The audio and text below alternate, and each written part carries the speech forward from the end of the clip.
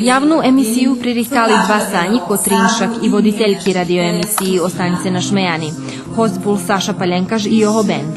Вони виведли веце авторски Паленкашово шпиванки на руским и сербским язику. То року ще наповнює ще 5 років радіо Нового Саду, наші програми, також нам ще відтворила можливість направити явну емісію. То не єдина явна емісія, котра буде, але так ще указало, що mladim dame na samim početku roka, že bi napravili tak emisiju, jak oni zadumali. Zložili še kocočki i tota javna emisija perša u tim roku. Novinarki u svojih emisijah najčastejše sotrudzovali su s Palenkašom, ta preto rešili, že bi javna emisija bila pošvecena jeho tvorčosci. Перший раз організуємо одну явну емісію «Останься на Шмejani» з Сашом Паленкашом.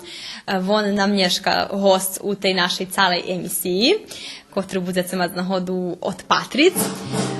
Tako z Inšake, že to teraz na živo ide, ali mi vše ideme na živo, takže teraz máme publiku na živo. Rozumiš, že sme возбудзeni, to zažnem, evo, jak se Sanja govorila, perši raz, že tak, mi už jednu javnu emisiju otrimali u Ruskim kulturnim centru, kjer sme preslavljali svoj pijati, to jest pijati rodzeni dzen, jak nas dva vodzime tu emisiju, ali perši raz me u studiju i perši raz so tak jako šikne i pojave, ozbiljno.